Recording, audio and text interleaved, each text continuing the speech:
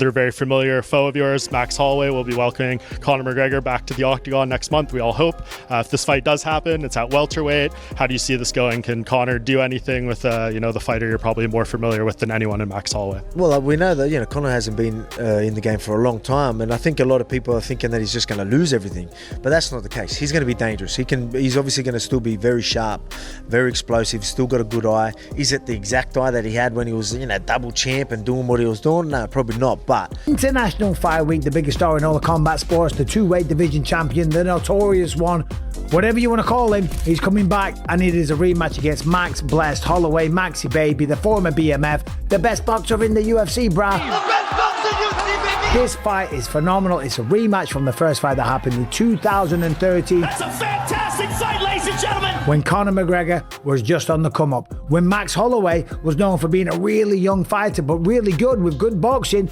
actually took Conor McGregor to the third round. Conor had to take him down in the third round because guess what?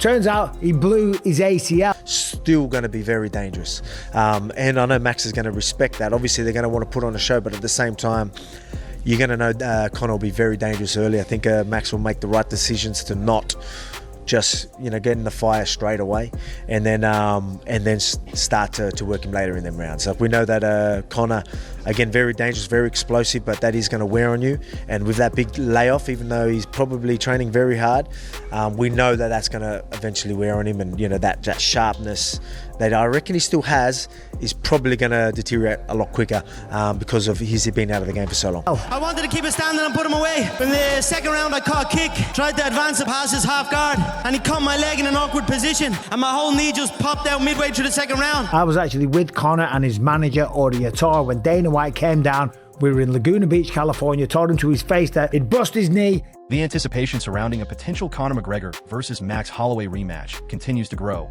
with fans and analysts offering increasingly divided predictions. Some believe McGregor's power and striking ability could once again overwhelm Holloway. The interesting that, well, first of all, moving way up in weight, which is no shock. I mean, McGregor, he's not going to make the weight that he used to make, not even close to it. It's been inactive, 4 years, over 4 years, whatever it is, a long time. And he was basically retired, living a certain kind of life, right? Let's face it. Not a real, not a life that was an athletic life, a life that was necessarily keeping him fresh or his body, ready. So he's got to come back. He knows what weight he can make. That's why it's at such a higher weight. So that tells you something right there where he is, physically, right? That he's not close to what he was. Not that we expected it, but that confirms it with that he needs that cushion of weight. Hey, look, McGregor he's another pioneer. I mean, he's a legend. He was a great fighter, and he's still a great promoter and a big name. He's still the biggest name in the UFC, like it or not. And first thing is that I think when my son says, tell me what you think, I won't be sure that this fight's going to happen till it happens. That's number one. Maybe he was on Jimmy Fallon. He's doing the rounds. It's my understanding that he went from New York and he's going to Vegas or California rather, and he's going to lock in the rest of his camp here. So I'm confident, unless anyone can get injured badly, things can happen in a camp. But I think he fully intends on fighting this fight. No, that's not what I'm saying. I think he intends on fighting this fight too. But what I'm saying is that you're supposed to say the right thing. You're not supposed to alarm people that, there's issues. And even in your head, you might think you're saying the right thing, but that doesn't necessarily mean that the right thing is going to happen. But I'm hoping, I'm positive, and I'm optimistic that the right thing will happen with Conor, and that he does do this fight, and then he does come back in April, and he does submit himself to the mercy of the game like everyone else. So I'm optimistic that those things will happen. Yeah. What about the fight itself? I mean, we bring up all these hypotheticals if he could fight Justin Gaethje and all that. I mean, it's exactly a 5-year layoff. The current Kalshi market has him with a 34% chance to Max Holloway 66, which feels, a little more generous than I was expecting there. I don't know. How do you feel about this fight? Can Conor McGregor, are we just making fun games here for the sake of conversation, or is there a world where you see Conor McGregor actually winning this fight? Against Max Holloway? Yes, against Max Holloway. Yeah. I mean, yeah. And the only reason why I'm saying that with this level of confidence is because he's done things before that we never thought he could do. So you kind of have to take him seriously when he says something. You have to. I've watched Conor. I was one of Marcus Brimmage's sparring partners when Marcus fought him. Oh, I'm just fighting this guy from Ireland. Now he's from Ireland. Who fight out of Ireland? Oh, this guy named Conor something. Oh man, he touched him up, right? And then he goes on this run. Then he fights Dustin, and we go, oh yeah, Dustin's the one who's gonna save us. Dustin's our guy.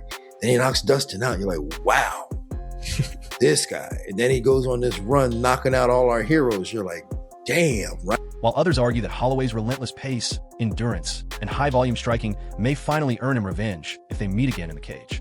The debate has only intensified as more former fighters and analysts weigh in on who would have the upper hand. So, if you've been paying attention to Conor McGregor, he seems to be in better spirit, seems to be level-headed finally, and then also just looks healthier. I assume he's chilled out on the devil's dandruff and the old hooch, I would assume. Did you see what he said about the contract where they he didn't give a lot up on the contracts. Like, he wouldn't get into numbers.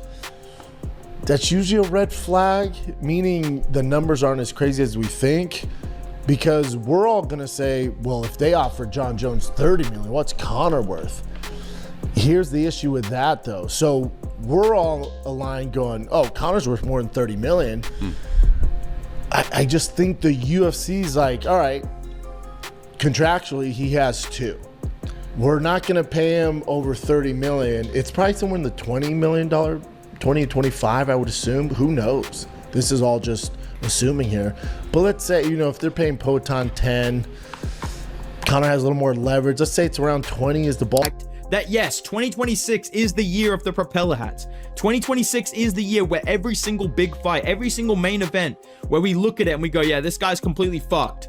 They win and they dominate and they make narratives look completely fucking stupid in hindsight, right? Chimaev, complete aura loss. Ilya Topuria, complete aura loss. Marab, complete aura loss. And I actually feel like we are living in the timeline where Conor McGregor comes back at UFC 329 and KOs Max Holloway, okay? When I talk about the matchup, I'm not just talking about, dude, Conor McGregor's better striker than Max Holloway. I feel like, overall he kind of is. But listen, bro. Looking at the matchup, right? Obviously, there is a lot of question marks. There's a lot of things we don't know because we haven't seen Conor McGregor in the UFC octagon for 5 years. I totally understand that. I do not look at this betting line and go, these people are idiots. They should be picking McGregor. I'm not saying that, okay? I understand why McGregor... Peak McGregor fever, probably not. I don't think that's going to happen.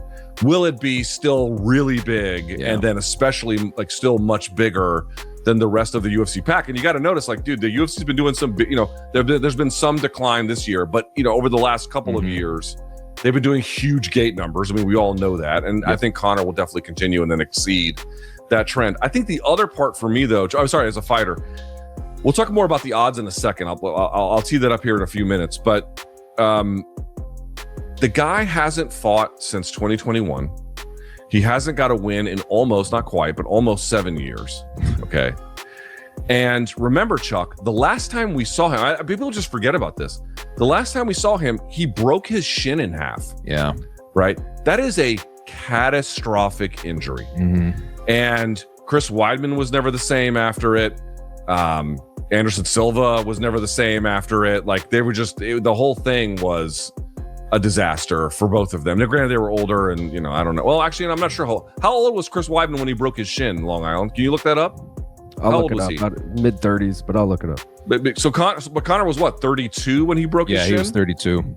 Yeah. So, I mean, that's not super old, but it's not super young either. And in either case, just a gigantic. One perspective comes from analysts like Thomas, who suggest the fight may not be decided by raw power alone. While McGregor is still expected to bring his trademark striking power, there are doubts about whether he has retained the same speed, timing, and balance that once made him dominant. In terms of the actual fight, I guess, what is it? He needs to snipe him in the first couple of rounds. We're hoping Max Holloway's chin, after, being untouchable for a decade, and he's now been dropped in 3 of the past 4. Like maybe it's just not there and he can land the right shot and power's the last thing to go type of deal. Yeah, I think, well, Conor's still going to have that power. I just don't know if he's going to have the speed or the balance. Yeah. With the balance, like having the balance with the speed. I think that in terms of foot speed, like Conor's always been great about understanding distance and creating angles and keeping people at the end of his punches to where he's really maximizing every shot and getting the most out of every shot. But Max Holloway is really crafty on his feet and creating like smaller angles to stay out of that range while giving you the illusion that you're in that range. And he's a volume puncher. And I think he might have the speed in the combinations, like between his combinations, he might have more speed in those moments. In contrast, Holloway's constant pressure, feints, and combination striking could create serious problems if he is able to stay active and force McGregor into uncomfortable exchanges. Thomas believes that sustained pressure and disciplined movement from Holloway could gradually shift the fight in his favor. Brett Okamoto offers a more balanced view. So I think if he could avoid staying out of Conor's, danger zone, and just just kind of off to the side of in the angles, I think he touches Conor up, and I don't think Conor will do well if he starts getting touched up. I think after being out for so long and what has happened to him in his last couple of fights, I think if he starts getting touched up, it's going to be traumatic. It's going to trigger him that, oh no, I got knocked out by Dustin, and afterwards I got my leg broke. I think it's going to trigger him, and he's going to have a bad experience. He's going to get touched up and find a way out. So it's going to be Max's job to just really put his hands on him and let him know that. Noting that McGregor's confidence is likely genuine rather than just promotional hype. He points to McGregor's past victory over Holloway as a psychological advantage that may still influence his mindset. However, Okamoto also emphasizes the difficulty of returning from a long layoff and competing in a 5-round fight against an elite, active opponent like Holloway. While McGregor's confidence and experience remain important, the physical challenge of a comeback at this level cannot be ignored. When he talks about Max Holloway and says, hey, this is the same guy that I fought in 2013, what's your reaction to that? And do you believe he actually believes this, or do you think he's just kind of trying to build the fight? I think he has to believe in it to a certain extent. Like, not that he thinks he's the same guy skills-wise, but like, I beat this guy, which means I'm going to beat him again. I think that's probably kind of human nature. That seems like the kind of philosophy that he would take. And he's doing it to build a fight, but also for himself, I think. They're like, who is this guy? I beat him with one knee the last time. Like, I tore my ACL and I beat this guy. Like, you tell me I can't beat this guy again? So I think it's good for his psyche, and I think it's not a bad line to sell the fight. I got to believe that Conor also knows that, he's watched a few Max Holloway fights since then, and that, he needs to be prepared. And I think he's been preparing, Other analysts, including Brendan Schaub, suggest McGregor appears physically and mentally more prepared than in recent years, highlighting his improved conditioning and focused mindset. At the same time, there is speculation about his UFC contract and potential earnings, with estimates suggesting a significant payday, but perhaps not as high as some fans expect. There is also discussion about how McGregor's controversial public image might influence promotional decisions around major events. Looking beyond the fight itself, several major names in MMA have already begun imagining McGregor's future matchups. Israel Adesanya believes a showdown between McGregor and Justin Gaethje would be a massive global spectacle capable of breaking records. Meanwhile, Javier Mendez has expressed interest in a potential McGregor versus Islam Makhachev fight, citing the historical rivalry between their camps as a factor that would make it an enormous event for the UFC. Despite all the speculation, opinions remain sharply divided. Some analysts argue McGregor's striking unpredictability still makes him extremely dangerous if he returns fully healthy and prepared. Others believe Holloway's pace, durability, and volume striking give him the stylistic edge, especially if he can consistently push McGregor backward and disrupt his rhythm.